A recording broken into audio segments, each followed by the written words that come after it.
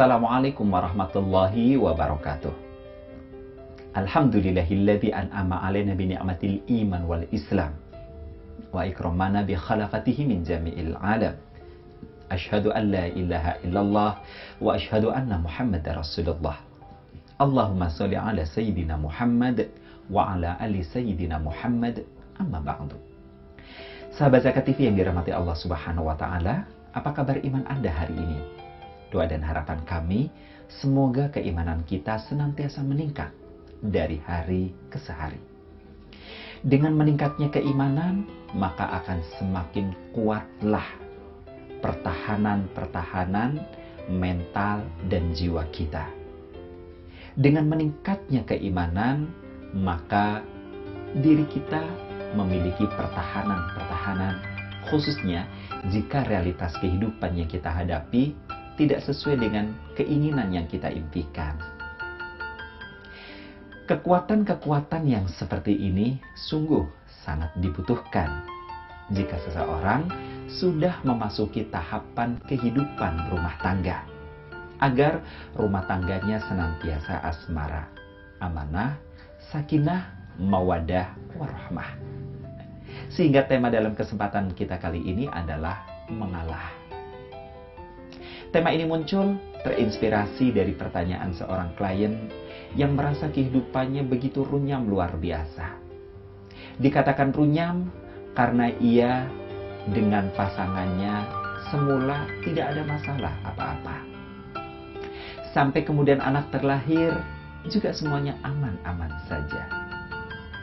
Sehingga suatu saat Allah memberikan karunia yang besar. Mertuanya memberikan kepadanya rumah. Karena rumahnya sudah tua, seiring perjalanan waktu, kemudian mereka mencoba untuk memugarnya. Ternyata disinilah babak awal emosi terkuras, air mata berderai, bahkan jiwa berguncang hebat. Ketika kemudian realitas yang ia hadapi adalah realitas yang betul-betul bertolak belakang, bukan hanya dari sekedar impian-impian, bahkan bertolak belakang dari kenyataan kebahagiaan yang selama ini ia dapatkan. Ia berbenturan bukan hanya dengan orang yang dicintainya seperti suaminya, tetapi justru ia berbenturan dengan sang mertua. Bukan hanya dengan sang mertua, tapi justru dengan keluarga besar sang suami. Dunia menjadi gelap. Jalan tak lagi tentu arah. Keharmonisan terguncang. Kasih sayang dan perhatian kepada anak menjadi terkurangkan. Yang terjadi kemudian adalah perasaan jatuh tak berguna.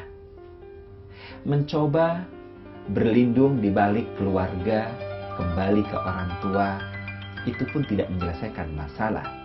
Justru yang terjadi adalah serangan yang semakin bertubi membabi buta dari pihak keluarga sang suami, tak terkecuali sang suami sendiri.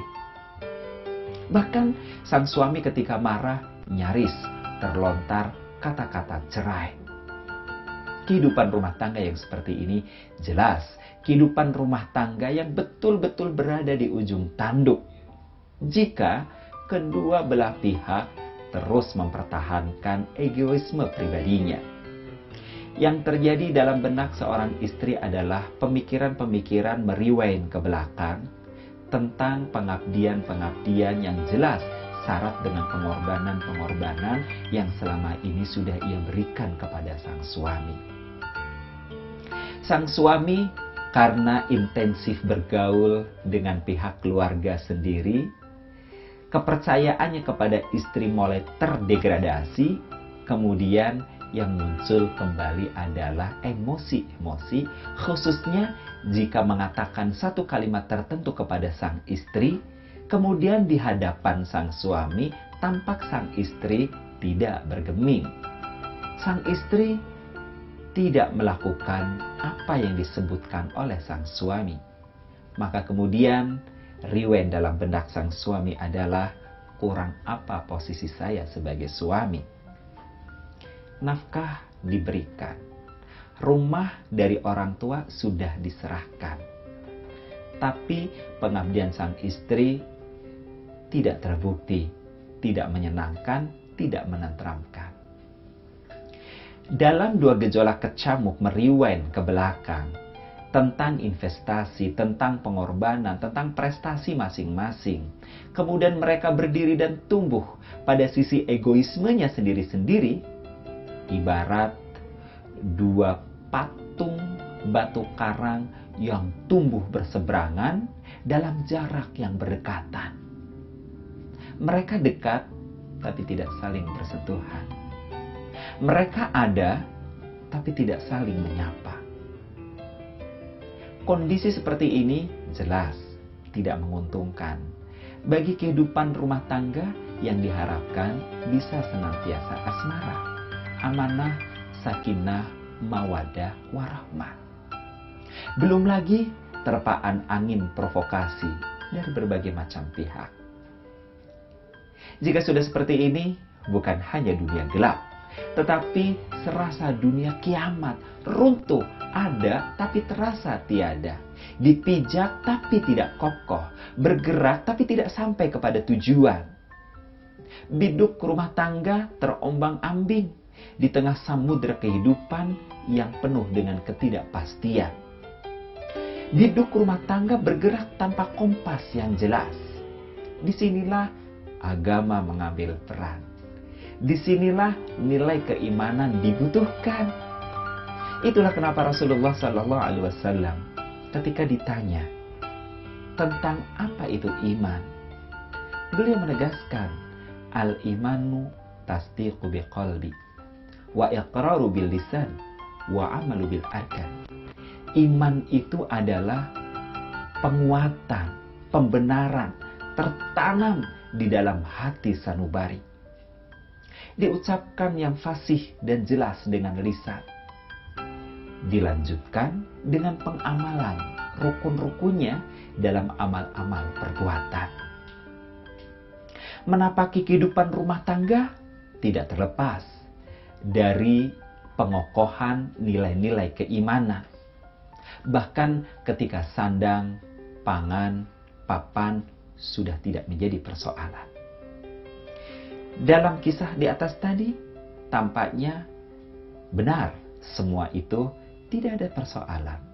Lantas, kenapa seseorang merasa dunia rumah tangganya kiamat, runtuh, dan membuatnya rapuh tidak mampu untuk bangkit kembali? Akan saya lanjutkan selepas pesan-pesan yang berikut.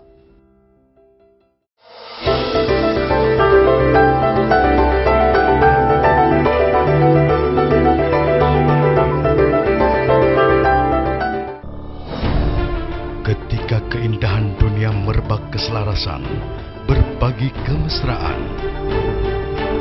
Ketika sejuta tangan merangkai kebahagiaan dalam kehidupan yang harmoni.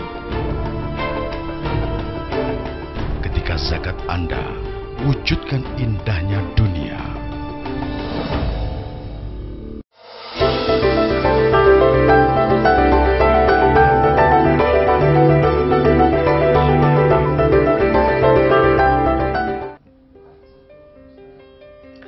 Sahabat Zakat TV yang dirahmati Allah Subhanahu wa Ta'ala, karena bisa jadi dalam kondisi seperti itu, keimanan yang sudah banyak terdegradasi akibat arus hubungan sosial duniawi kemanusiaan, tidak di-in-charge dengan sebaik-baiknya, dicantelkan kepada kekuatan Allah yang maha dahsyat, maka kemudian seseorang akan mengalami kebuntuan berpikir.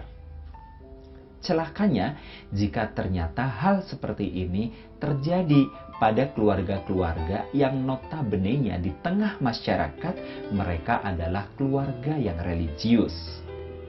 Celakanya jika kemudian religiusitas yang mereka miliki tidak mampu menjadi sarana untuk menengarai ribetnya persoalan yang sudah sedemikian ruwet. Justru idiom-idiom religius sering menjadi alat penggebah eksistensi yang lainnya. Oleh karena itu, struktur bangunan keimanan seorang mukmin harus dibangun dengan cara proporsional. Pembenaran keimanan dengan hati maknanya adalah merontokkan egoisme pribadi yang tertanam kuat dalam jiwa seseorang diganti dengan nilai-nilai ilahi. Mampu merontokkan syahwat kebinatangan, perasaan tidak puas, mau menang sendiri, gila hormat, dan lain sebagainya, mestinya mampu diganti dengan nilai-nilai yang bertopang pada keteladanan Rasulullah Muhammad sallallahu alaihi wasallam, bagaimana cara beliau mengatasi gejolak emosi jika itu memang harus terjadi. Yang dimaksud dengan mengamalkan rukun-rukun keimanan adalah bagaimana ketika terjadi keretakan-keretakan sosial, ia mampu merangkulnya dengan sikap Rahman, Rahim Allah Subhanahu wa Ta'ala.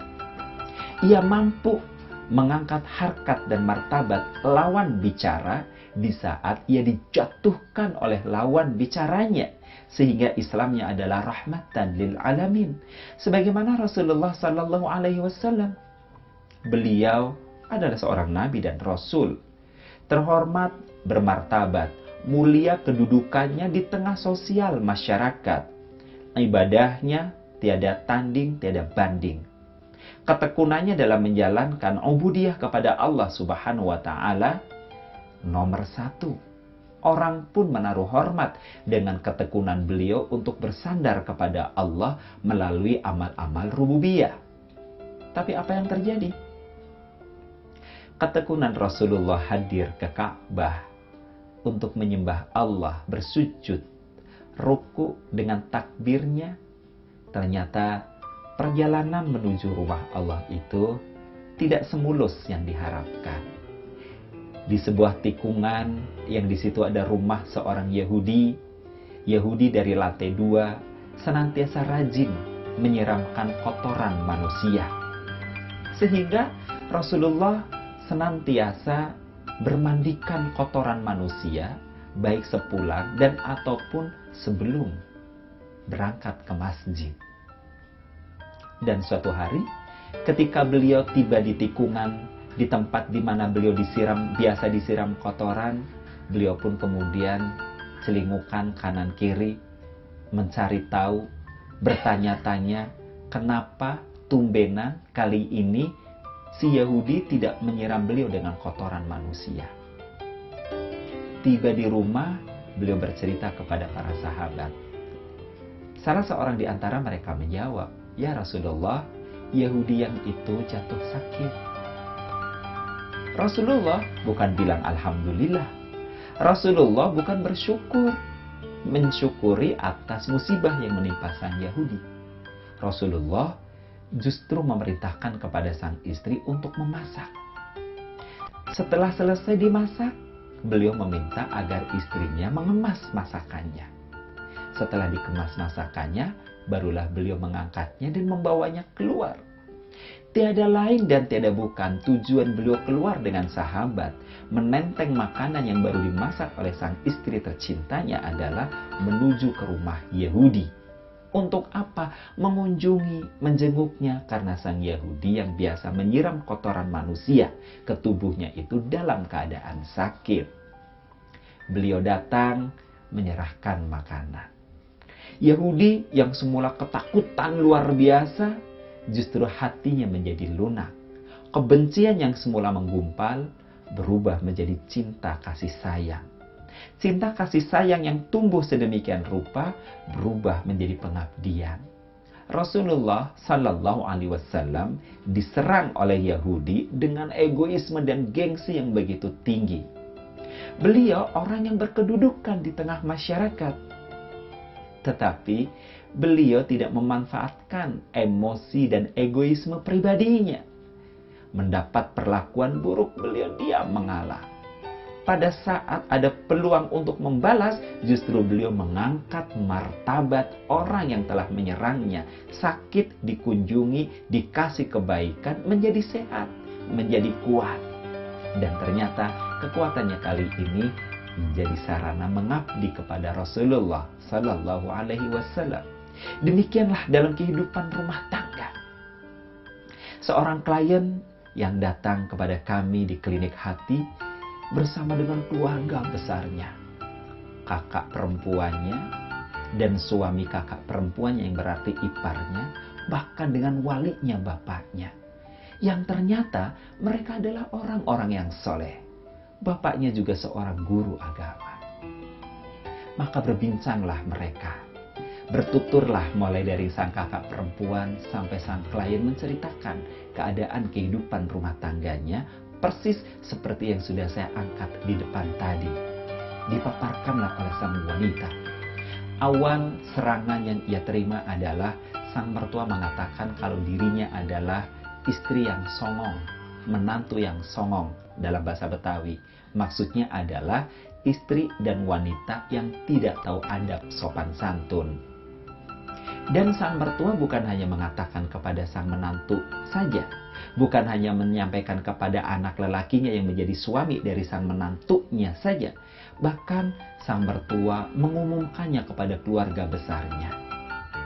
Dan di akhir pembicaraan pun ternyata ketika kami coba berikan jalan keluar dengan solusi-solusi berupa pandangan-pandangan, agar bagaimana supaya sang suami di pihak sana pun mengajak bicara saudara-saudaranya, wanita ini mengatakan justru keluarga besar di sana, keluarga besar pengelola pesantren.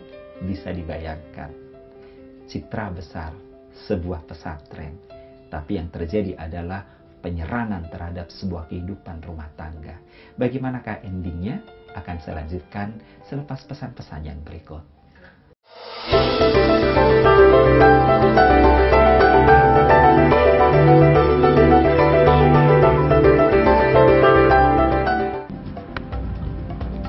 Semangat kemenangan harus berasal dari sportivitas yang datang dari hati. Saya Bawang Pamungkas, saya zakat di Dompet Duafa. Keluarga adalah sumber inspirasi saya. Kehangatannya datang dari hati. Saya Inneke Koesherawati, saya zakat di Dompet Duafa. Berbagi memudahkan rezeki, karena datang dari hati. Saya Ipo Santosa, zakat di Dompet Duafa. Dompet Duafa.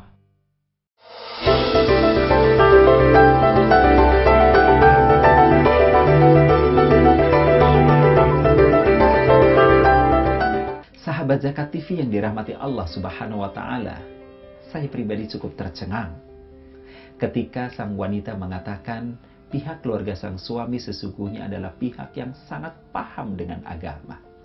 Tetapi kalimat cerai yang diucapkan oleh sang suami atau nyaris diucapkannya itu justru konon kabarnya atas dasar bisikan saudara-saudaranya yang justru ahli agama, paman-pamannya, uwa-uwanya, dan lain sebagainya.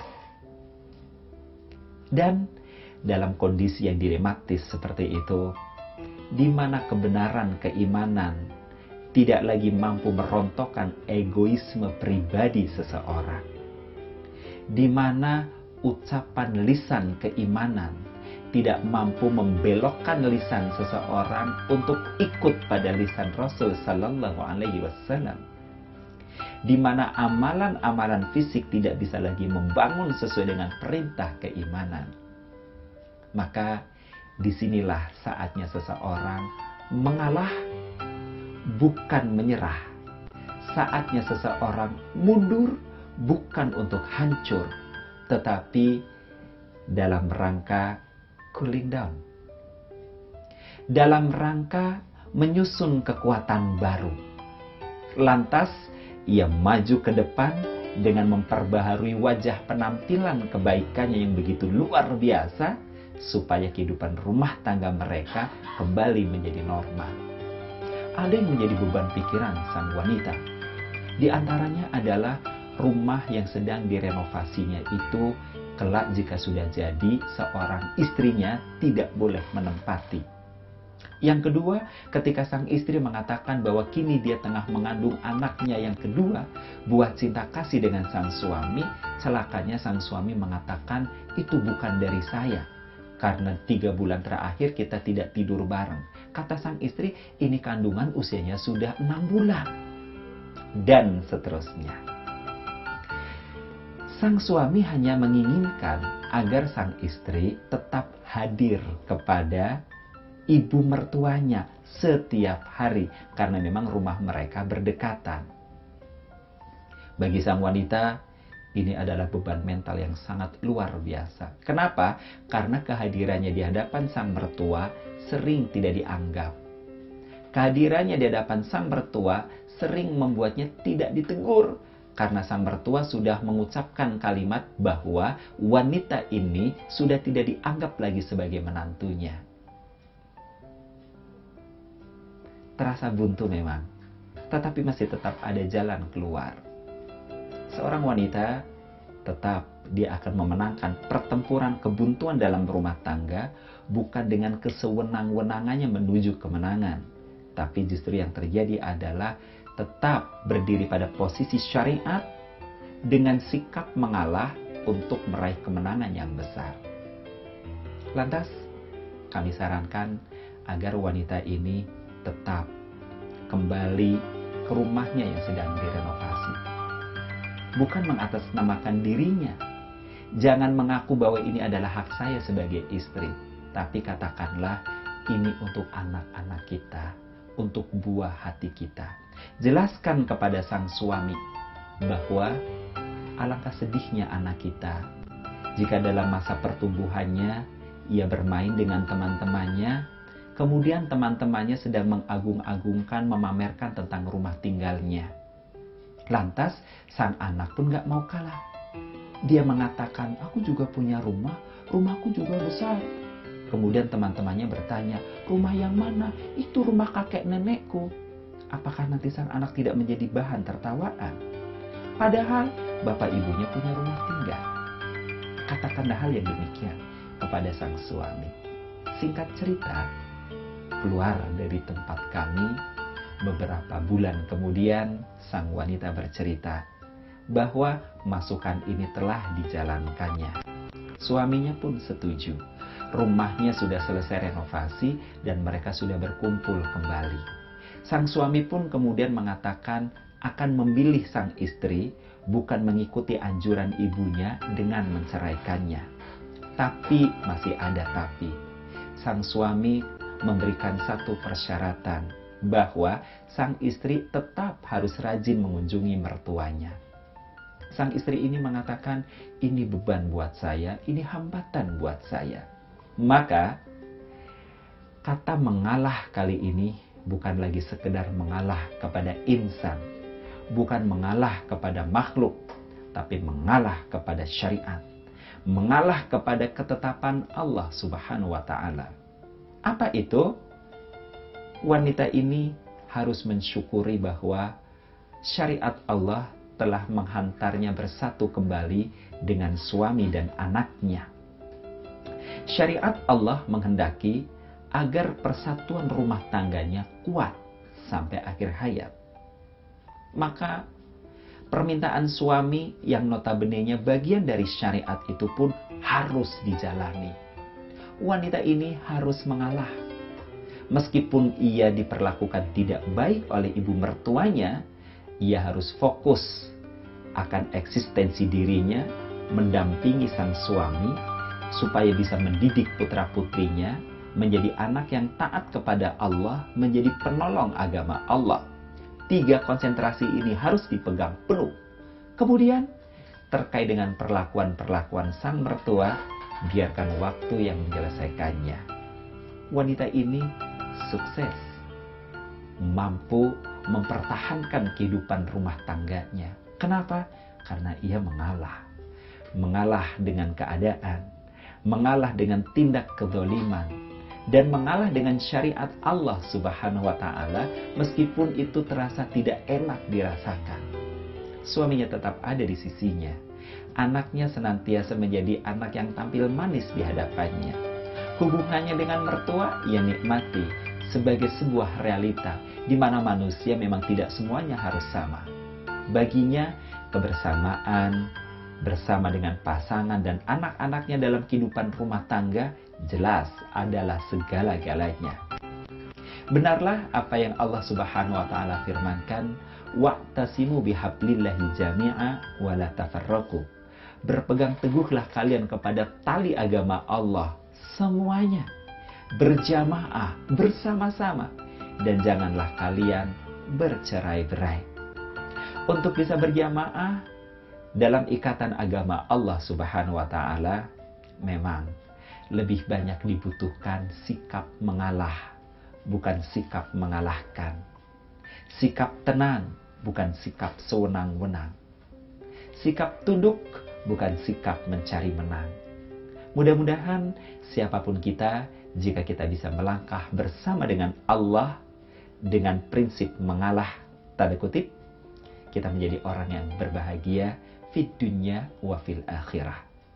Bila taufiq wal hidayah, wassalamualaikum warahmatullahi wabarakatuh.